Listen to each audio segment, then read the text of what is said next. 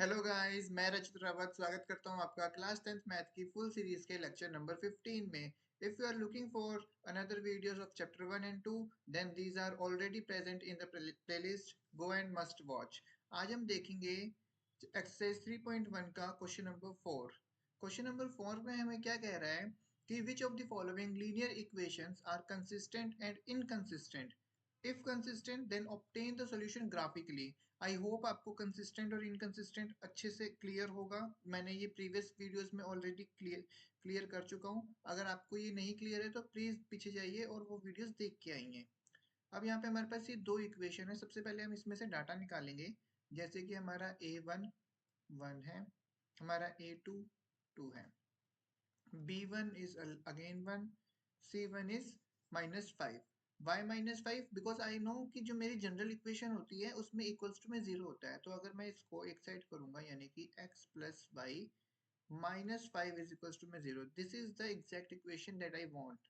And another one is 2x plus 2y minus of 10 equals to में zero. This is my second equation. मैं A1 A2 इस equation के according ही लिख रहा हूँ। तो मेरा B2 हो जाएगा मेरे पास 2 एंड C2 हो जाएगा -10। ओके, तो अगर मैं इसका A1 ओवर में A2 निकालूंगा तो वो मेरे पास है 1 ओवर में 2, B1 ओवर में B2 1 ओवर में 2 एंड C1 ओवर में C2 -5 ओवर में -10। अगर इसकी हम कटिंग करेंगे तो ये आएगा 1 ओवर में 2। अब मुझे पता है यहाँ पे A1 ओवर में A2 इक्वल है B1 ओवर में B2 के, इक्वल है C1 ओवर में C2 के। ये कौन सी कंडीशन है? ये मेरी कंडीशन है कोइंसिडेंट। कोइंसिडेंट यानी कि इनफाइनाइट मैनी सॉल्यूशंस, और इसको हम क्या कहते हैं? इसको हम कहते हैं कंसिस्टेंट। Consistent, okay. सो कंसिस्टेंट जो इक्वेशंस कंसिस्टेंट होती हैं, एक्चुअल में मैंने आपको पहले ही बताया, लेट मी क्लियर। कंसिस्टेंट वो इक्वेशंस होती हैं जिनका कोई ना कोई मीटिंग पॉइंट होता है, जैसे कि इंटरसेक्टिंग एट अ पॉइंट, वो एक पॉइंट पे जाके जरूर मीट करेगी। कोइंसिडेंट लाइंस, ये दोनों एक दूसरे के ऊपर ओवरलैप होती हैं, जिससे हर बहुत सारे इसमें पॉइंट्स जो होते हैं जहाँ पे हमें एक्स और वाई दोनों की वैल्यू मिलती है। लेकिन जो पैरेलल लाइंस होती हैं वो एक दूसरे के पैरेलल होती हैं और कभी भी मीट नहीं करती। अगर वो कभी मीट ही नहीं करेंगी तो उनका कोई इंटरसेक्शन पॉइंट नहीं बनेगा। इंटरसेक्शन पॉइंट नहीं बनता है, इसीलिए हम उसको इनकंसिस्टेंट कहते हैं। ओके, हम जो हमारे सॉल्यूशंस हैं वो कंसिस्टेंट के ही निकाल सकते हैं, इनकंसिस्टेंट के सॉल्यूशंस हम नहीं निकाल सकते। दैट्स व्हाई इस क्वेश्चन में हमको कहा गया है कि जो कंसिस्टेंट इक्वेशंस हैं उनका जो है ग्राफिकली रिप्रेजेंटेशन करो, ग्राफिकली उनका सॉल्यूशन निकालो। सो ओके, ये दो इक्वेशंस हमारे पास है। अब मैं क्या करूंगा, जैसे अभी पहले फर्स्ट इक्वेशन लेंगे। फर्स्ट इक्वेशन मान लो मेरे पास x plus y is equals to में 5 है ना। अब इसका जो है मैं बॉक्स बनाऊंगा। मैंने आपको सिखाया था कि कैसे इसकी हम तीन वैल्यूज लेते हैं, x y and three values. Okay, तो सबसे पहले मैंने कहा था कि हमेशा जो है पहले एक बार x को जीरो पुट कर लो, एक बार y को जीरो पुट कर लो, and for the third case we will figure it out कि हमको क्या चूज करना चाहिए। हम ट्राई करते हैं कि हमारा जो नंबर वहां पे आने वाला है वो एक होल नंबर आए, पॉइंट में ना आए, ताकि हमारा ग्राफ जो है इजी बने और अच्छा बने। So okay, so let x is equals to में जीरो, ठीक है, और इसको पुट कर देते हैं इक्वेशन नंबर 1 में। अगर मैं x की वैल्यू 0 पुट कर दूंगा तो y इज इक्वल्स टू में हो जाएगा 5, विच मीन्स y की वैल्यू 5। x की वैल्यू 0 पुट करने पे y की वैल्यू आ रही है 5, ठीक है। नाउ फॉर द नेक्स्ट, अब मैं y की वैल्यू 0 पुट कर दूंगा और पुट कर दूंगा इक्वेशन नंबर 1 में। सो यहाँ पे बन जाएगा x प्लस वाई की वैल्यू हो गई 0 इज इक्वल्स टू में 5, then as x is equals to में 5। And for the third one, अब देखो थर्ड केस में, अब देखो यहाँ पे क्या बना, y की वैल्यू 0 पे x की वैल्यू 5। इन थर्ड केस मैं कोई सा भी नंबर सिलेक्ट कर सकता हूँ, बिकॉज आई नो दैट कि अगर मैं 1 2 या 1 2 से लेके कोई भी अगर होल नंबर लूंगा तो मेरे को इन रिटर्न एक होल नंबर ही मिलने वाला है, क्योंकि सिर्फ प्लस माइनस ऑपरेशन यहाँ पे हो रहे हैं, ठीक है। तो मैं लेट कर लेता हूँ, मेरा जो x की वैल्यू है वो 5 है। नो, x की वैल्यू 2 पुट कर लेते हैं मान लो, ठीक है। तो ये बन जाएगा 2 plus y is equals to में 5 and y is equals to में 5 minus 2, y is equals to में 3। ओके, तो अब मैंने x की वैल्यू जो है 2 पुट करी, तो मेरे y की वैल्यू कितनी आई? y की वैल्यू आई 3। सो ये मैंने फर्स्ट इक्वेशन के लिए ये बॉक्स बना लिया है। अब मैं सेकंड इक्वेशन के लिए बनाऊंगा। सेकंड इक्वेशन क्या कह रही है? 2x plus 2y is equals to में 10। 2x plus 2y is equals to में 10।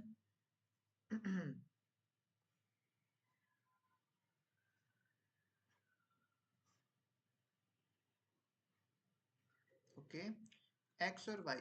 सो सबसे पहले मुझे पता है मैं x की वैल्यू को 0 पुट करूंगा। जब मैं x की वैल्यू 0 पुट करूंगा तो 2 multiply 0 plus 2y is equals to में 10। 2 मल्टीप्लाई 0 0 हो गया, उसको लिखने की जरूरत नहीं है। y को यहाँ पे अकेला छेड़ेंगे, 2 यहाँ पे जाएगा तो y इज इक्वल्स टू में 5। सो x की वैल्यू 0 डालने पे y की वैल्यू कितनी आती है? 5। अब सेकंड केस में मैंने कहा था y को 0 ले लेना। अब तो 2, sorry my bad, 2x plus 2 multiply y यानी कि 2 मल्टीप्लाई 0 इज इक्वल्स टू में 10 है। तो 2 मल्टीप्लाई 0 तो 0 ही हो गया। x को मैं यहाँ अकेला छोड़ूंगा, 10/2। देन आंसर आ जाएगा x इज इक्वल्स टू में 5। सो y की वैल्यू जब 0 पुट करते हैं तो x की वैल्यू भी 5 आती है। नाउ अब मैं करता हूँ, ऐसा करते हैं, x की वैल्यू को जो है हम 4 पुट कर लेते हैं। डन, यस 4 पुट कर लेते हैं। तो 2 multiply 4 plus 2y is equals to में 10।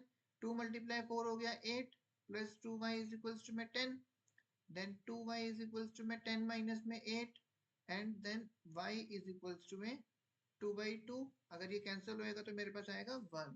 सो x की वैल्यू जो है अगर मैं 4 पुट करता हूँ तो y की वैल्यू मेरे पास आती है 1। अब मेरे पास ये सेकंड इक्वेशन का बॉक्स भी है, मेरे पास उसकी 3 वैल्यूज हैं। अगर मैं फर्स्ट वाले बॉक्स की इक्वेशन की भी बॉक्स यहाँ पे लिख देता हूँ ताकि मैं ग्राफ इजिली बना पाऊँ। ओके, सो x है, y है। वहां पे x की वैल्यू 0 पुट करने पे 5 आया था, y की वैल्यू 0 पुट करने पे 5 आया था। And third one is, let me just check, third one is 2 और 3। x की वैल्यू 2 पुट करने पे y की वैल्यू 3 आई थी। अब इसको जो है हम ग्राफिकली रिप्रेजेंट करेंगे। My bad.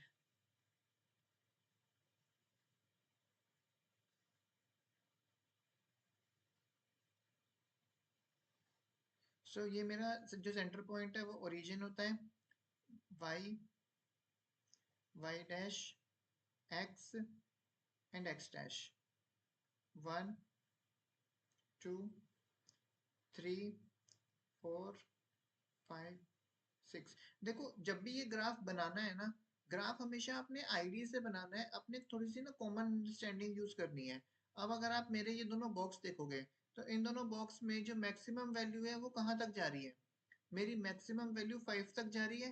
तो आपने ऐसा ग्राफ बनाना है जिसमें आपकी मैक्सिमम वैल्यू कवर हो रही हो एक्स और वाई दोनों की तरफ से। मेरे एक्स में 5 कवर हो रहा है, वाई में भी 5 कवर हो रहा है।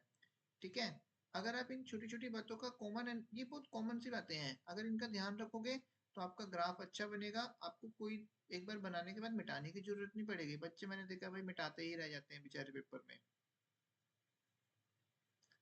-3 -4। Okay, so first of all अगर x की वैल्यू 0 है, मैं सेकंड वाला फर्स्ट पहले भर रहा हूँ।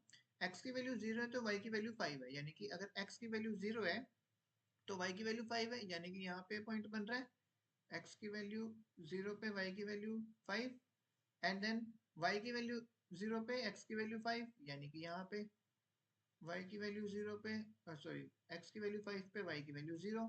And the third one is x की वैल्यू 4 पे y की वैल्यू 1 है। x की वैल्यू 4 पे y की वैल्यू 1 है, यानी कि कहीं ना कहीं यहाँ पे मीट कर रहा होगा। x की वैल्यू 4 पे y की वैल्यू 1 है। अगर इस इक्वेशन को मैं, अगर इस लाइन को मैं ऐसे सीधा जोड़ने की कोशिश करूँ, जस्ट 1 सेकेंड, लाइक दिस, क्योंकि यार मैं प्रॉपर ग्राफ में नहीं बना रहा तो मेरी लाइंस थोड़ी सी टेढ़ी मेढ़ी हो सकती है, डोंट माइंड। जब आप बनाओगे आपकी प्रॉपर सीधी लाइंस बनेगी। अब सेकंड को देखो, x की वैल्यू 0 पे y की वैल्यू 5 है, यानी कि इसको मैं चेंज करता हूँ, पेन का कलर रेड से बना दूँ, चलो ब्लू से बनाता हूँ। x की वैल्यू 0 पे y की वैल्यू 5 है। एंड y की वैल्यू 0 पे, x की वैल्यू 5 है, तो ये दोनों पॉइंट तो जो है हमारे बिल्कुल सेम बन गए। एंड थर्ड पॉइंट इज 2 की वैल्यू पे 3 है, तो x की वैल्यू 2 पे y की वैल्यू 3 है, तो कहीं ना कहीं यहाँ पे वो पॉइंट आ रहा होगा, x की वैल्यू 2 पे y की वैल्यू 3 है। अब अगर मैं इन तीनों पॉइंट्स को जोड़ूंगा तो ये वाली लाइन भी जो है बिल्कुल बिल्कुल इसको ओवरलैप कर रही होगी। तो मेरी इक्वेशन 2 और इक्वेशन 1 ये दोनों जो है एक दूसरे के बिल्कुल ओवरलैप कर रही हैं। इट मीन्स ये कोइंसिडेंट है, कोइंसाइड कर रही हैं। इनफाइनाइट मैनी सॉल्यूशंस, आप इस पूरी लाइन में कोई सा भी पॉइंट उठा लो वो इसका सॉल्यूशन होगा ही होगा।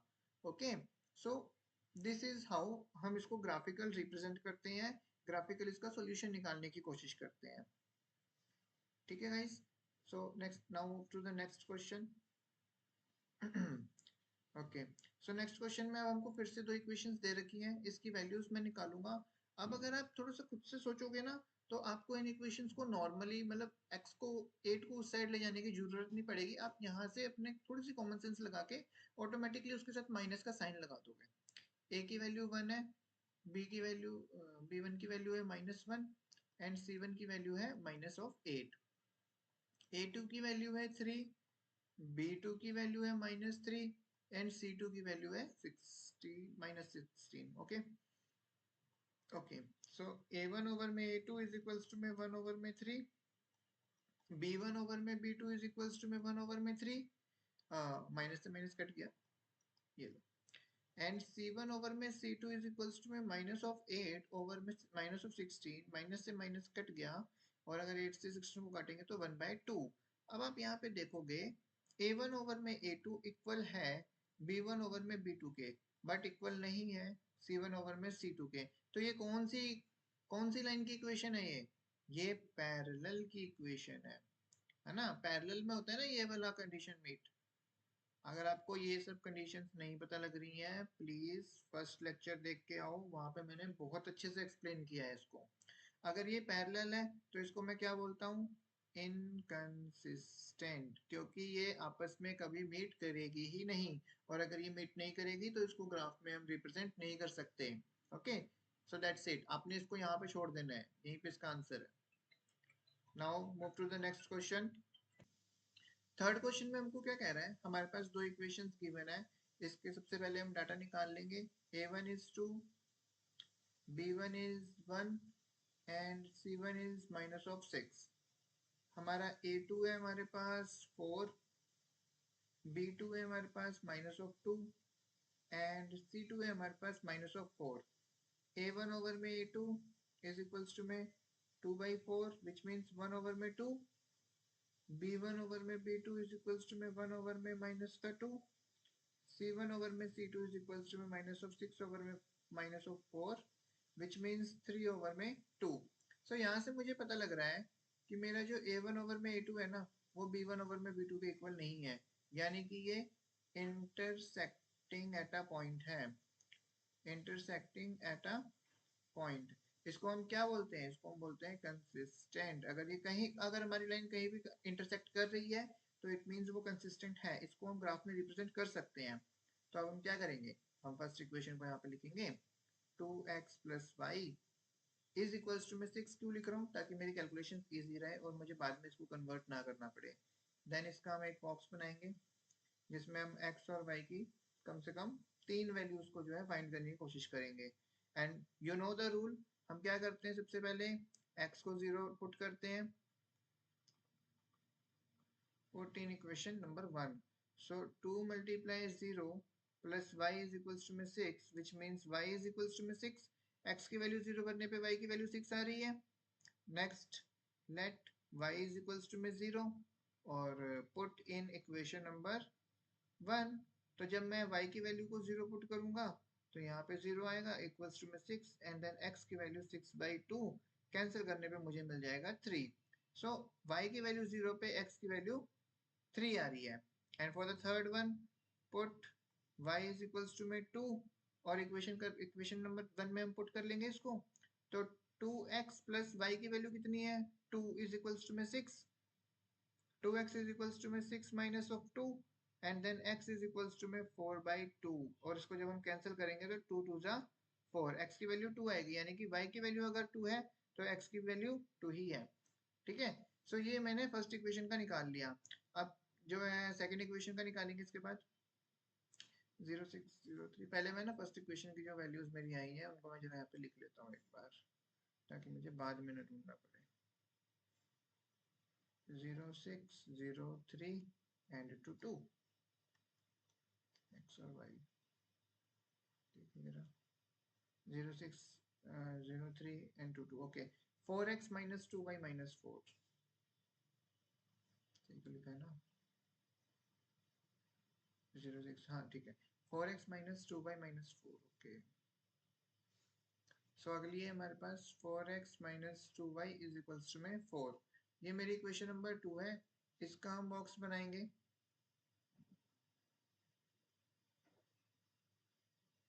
x और y की वैल्यूज निकालेंगे। Put x is equals to में 0। जब मैं x की वैल्यू को 0 पुट करूंगा तो यहाँ पे बनेगा 0 minus 2y is equals to में 4 and y as it is रह जाएगा। 4 के नीचे minus 2 cancel out and then y is equals to में माइनस ऑफ 2। सो x की वैल्यू 0 पे y की value minus of 2। Then put y is equals to में 0। जब मैं y की वैल्यू पुट करूंगा तो 4x minus 2 multiply 0 is equals to में 4। 4x इज इक्वल्स टू में 4 एंड x की वैल्यू आ जाएगी मेरे पास 1। x की वैल्यू 1 कब आएगी? जब y की वैल्यू 0 है। And in the third case ऐसा करते हैं, y की वैल्यू को हम डाल देते हैं 2।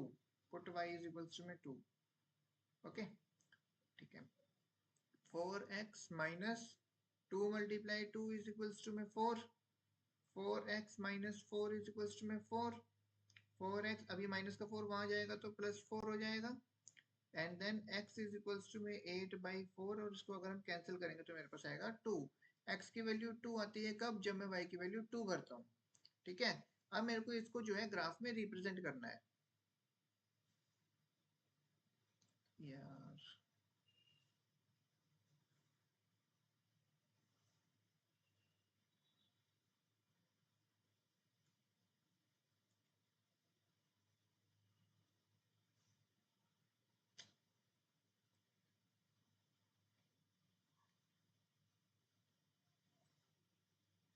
Okay, so this is the centre point 0। मैं 2 का गैप ले रहा हूँ क्योंकि मेरे सारे इवन नंबर्स ही हैं। I can easily make this 2 4 6 8 and 10। ये मेरा x है, ये मेरा x डैश है, y and y dash. minus of 2, minus of 4, minus of 6, minus of 8 and continues going. Minus of 2, minus of 4, minus of 6, minus of 8 and minus of 10. Continues going. 2, 4, 6, 8 and then 10. Okay, so अब मैं values को put करना शुरू करता हूँ। सबसे पहले मैं पुट करता हूँ फर्स्ट वाले बॉक्स की, यानी कि 06। अगर मेरी x की वैल्यू 0 है तो y की वैल्यू कितनी आ रही है? 6।